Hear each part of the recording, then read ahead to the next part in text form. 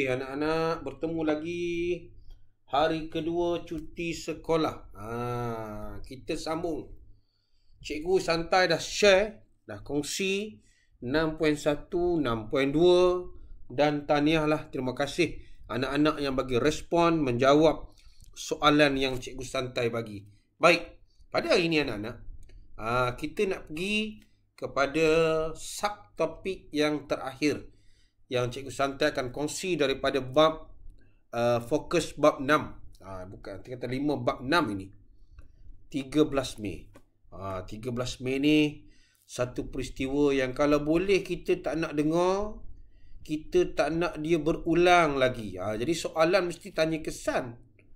Sebab kita dah tahu dah peristiwa yang sangat besar dalam negara. Cuba kita tengok sedikit apa yang ada dalam DSKP. Bila kita belajar tentang peristiwa 13 Mei, ni 13 Mei, dia mesti tanya faktor, sebab berlaku. Dan nampak, langkah yang diambil bagi mengatasi. Langkah mengatasi dua ini, memang anak-anak kena cakna, ambil berat, ambil tahu. Kalau tak tahu lagi, tak tahulah. 3 bahasa Melayu cakap tu Dan nampak, kita ialah bagaimana kita nak pastikan keharmonian kaum negara kita. Sebab, bila kita dah hurai faktor dan langkah mengatasi ni, di bahagian ini ni, pelajar dah tahu dah. Oh, kita dah sampai di situ. Kita dah sampai kepada tajuk ini. Jadi, kita tak nak peristiwa ini berulang lagi. Cikgu dah sampai 6.2 semalam. Setiap hari, satu video. Jadi kalau kita tengok peristiwa 13 Mei ni. Okey. Dia ada berapa faham tu?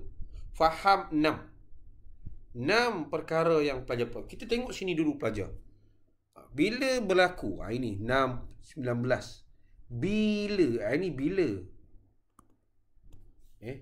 Kalau kita tengok sini, kita nak pastikan di sini kita nak ambil warna cantik sikit lah. Cantik, kita ambil warna hijau. Okey, bila dia berlaku? 13 Mei. Selepas apa? Selepas pilihan raya. Ini masa. Di mana? Nampak ada silap sikit Berlaku lebih banyaknya di bandar-bandar besar. Di mana? Ini di mana? Lepas itu dia dah mula dah. Kesan.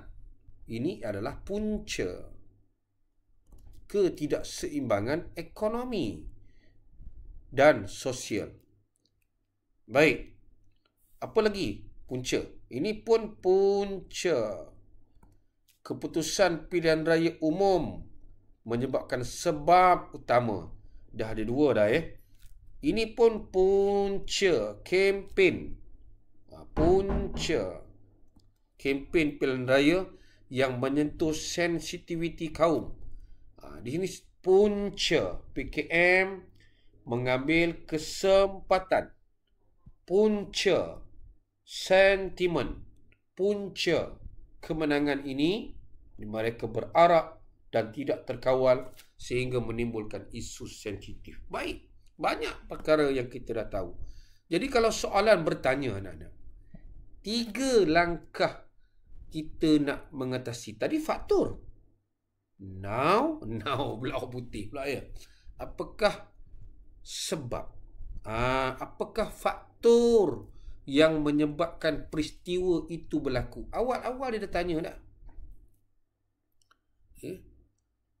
Faktor yang menyebabkan, kalau kita nampak faktor yang menyebabkan peristiwa ini berlaku ialah, jadi kita nak tengok, di sini langkah mengatasi ada 3, kebat 1. Mana kita nak tengok faktor? Banyak benda ni. Banyak panah ni Okey. Ketidakseimbangan ekonomi. Tadi kita dah tengok dah kan? Sebab dasar pecah dan perintah yang berlaku sebelum ini, yang dilakukan oleh British, menyebabkan ketidakseimbangan ekonomi dan sosial negara kita. Pun kita tengok kan, yang dibuat oleh British, dasar, pecah dan perintah. Lepas ni kita tengok buku teks. Dan kempen pilihan raya. Tadi dah sentuh kan? Yang menggunakan isu yang sensitif. Oh, dia pergi orang putih pula. Ini pun betul. Ini pun betul. Kalau kita tengok di situ. Kita ambil pen merah balik ya. Okey. Dah dapat 3 markah pelajar. Adakah kita nak bagi lagi? Boleh. Untuk mendapat sokongan pengundi. 2 fakta, 2 huraian. Kita ambil yang paling mudah. Oh, ini cikgu ya. Itu belum lagi yang menyentuh sensitiviti kaum. PKM mengambil kesempatan. Berarak. Jadi pelajar, jawapan ini sepatutnya tidak salah. Okey. Itu 3 markah. Peristiwa ini mendapat perhatian raja. Kita pun garislah perhatian. Bagaimana raja kita bertindak. Ini kita nampak peranan raja tu. Bagaimana raja bertindak. Dia nak 3 markah. Di sini nampak kan. Raja dia buat apa? Kita baca yang C tu. Jangan kita baca yang nombor 2 tu. C tu. Apa raja buat? Nampak. Oh, macam bouncing. Raja mula bertindak. Nampak? Ayat saya, cikgu. Tak ambil pun intro situ. Di mana Sultan Perak. Sultan Perak. Satu markah ni bagus. Bangga orang Perak kan? Cikgu bangga lah. Iaitu Sultan Idris. Dah 2 markah. Contoh dia. Menasihati rakyat. Agar. Dah 4 markah lah. Menjaga keamanan. Dan banyak lagi pelajar boleh ambil. Mungkin kita katakan minta jubuhnya jawatan kuasa muhibah. Jawatan kuasa muhibah ni macam rukun tetangga lah yang melibatkan pelbagai kaum. Nampak lagi. Raja minta agar, Raja-Raja Melayu minta agar rakyat bertenang. Mungkin di sini dah dapat lagi markah ni. Raja-Raja Melayu ni. Bertenang dan mematuhi undang-undang. Wow. 1, 2, 3, 4, 5, 6, 7 pelajar. 7/3. 3 maksimum. Tadi 3 maksimum juga. Ini kira pelajar cerdik lah yang kategori A. Ramalkan. Jadi kita kena ni mencipta lah keadaan negara kita. Kita kena bayangkan kalau generasi hari ni awak lah anak-anak lah tidak menghayati semangat perpaduan. Jadi kita ramalkan ni, kalau boleh ramalkan dari segi ekonomi. Lari pula ramalkan dari segi ekonomi, politik, sosial. Ekonomi akan kekeh, kucar kacir. Politik tidak stabil. Dari segi sosial, negara tidak aman. 3 ini kita gabungkan menyebabkan negara kita tidak dihormati. Nampak pelajar? Senang aja cikgu. Ya. Dari sini kalau kita tengok 13 Mei pelajar. Ini laju sikit lah Dalam ini dalam kita melihat peristiwa 13 Mei. Cikgu nak letakkan di sinilah. Nampak peranan raja kan? Di sini pun ada darurat yang dibuat oleh Yang di-Pertuan Agong. Kita tengok daripada awal-awal sikit. Di sini kot pelajar boleh baca lah.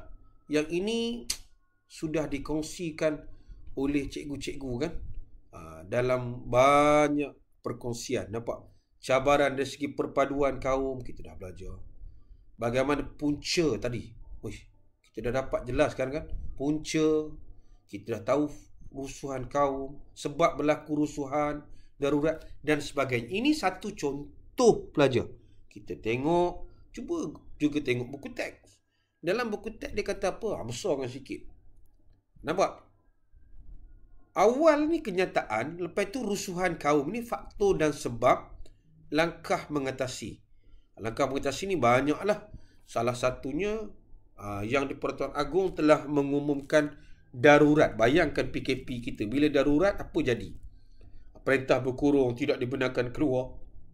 Tinggal di kediaman. Betul lah. Bila darurat sini PKP, apa jadi? Parlimen kita ditangguh. Apa jadi waktu PKP kita? Saluran media massa ditapis. Ini kita kaitkan dengan suasana waktu COVID. Lepas itu ada Magaran. Kena tahu juga apa tu Magaran. Magaran ni satu majlis yang ditubuhkan, yang mana kita nampak pada waktu itu siapa yang memerintah, dia ada jawatan kuasa dia ya. Tujuannya untuk pastikan ketenteraman negara. Ini contoh Tun Hanif Omar ni ya. Ini Tun Abdullah Ahmad Badawi pada waktu muda, handsome ini peranan raja. Jadi pelajar, kalau kita tengok di sini, tengoklah soalan-soalan lain pun. Contoh modul terbeza daerah cikgu, nampak? Dia tanya sama juga. Dia tanya faktor. Dia akan tanya apa? Faktor. Sini, faktor. Terjadinya 13 Mei. Okey. Tengok markah dia nak buat apa? Tindakan, langkah mengatasi. Tadi ada darurat, Magaran. Darurat tu banyak sebenarnya jawapannya. Bukan 2 saja. Perlembagaan digantung, parlimen ditangguh. Kita banyak lagi Tidak boleh keluar rumah. Nak 4 markah sebenarnya tak ada masalah. Sebab pelajar boleh bagi. Sebab kalau boleh, bila jumpa perkataan terangkan ni, jawapan kita inilah fakta, huraian, contoh. Nampak kan? Oi, senangnya kita nak jawab pelajar. Dan satu lagi modul sama juga. Tentang soalan esei. Jelaskan faktor. Dia tanya faktor. Tadilah 4 markah. Ini saya yakinlah kita dah terang dengan detail kan. Darurat dan Magaran. Dia nak darurat. Darurat dan Magaran. Maksudnya 3 markah. Kesan. Sama juga dengan tadi. Kesan dari segi ekonomi, politik dan sosial. Pelajar, jadi cukup cikgu share sikit supaya anak-anak faham tentang